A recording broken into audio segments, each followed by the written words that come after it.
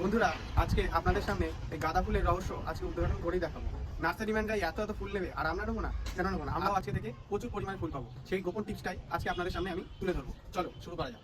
এটা কিন্তু গাধা নয় যে যা ইচ্ছা তাই খাওয়াবে, তাই খেয়ে নেবে। তাই জন্য যেটা দরকার সেটাই আপনাদের কিন্তু দিতে হবে। আমি নিয়ে নিয়েছি 1 টব গোবর সার, নিয়ে নিয়েছি 1 টব গার্ডেন সয়েল, আর নিয়ে নিয়েছি 1 মুঠো নিম খোল। আর কিচ্ছু দেওয়া যাবে না এতে। এখন 1 সপ্তাহ এই মাটিতে কিচ্ছু দেওয়া যাবে না, এতে ভালো করে মিশিয়ে নিন। আর 1 সপ্তাহ পর আপনাদেরকে এই গাছের রেজাল্ট আমি দেখাবো যে কতটা সুন্দর হবে। তারপরে পরিচর্যা পরের ভিডিওতে আমি বলবো।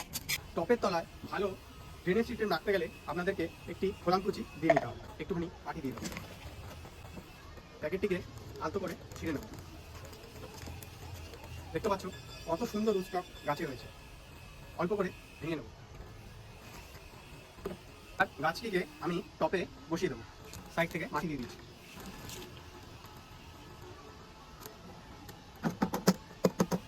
এবারে দিয়ে দেবো 1 লিটার জলে 3 গ্রাম হিউমিক অ্যাসিড।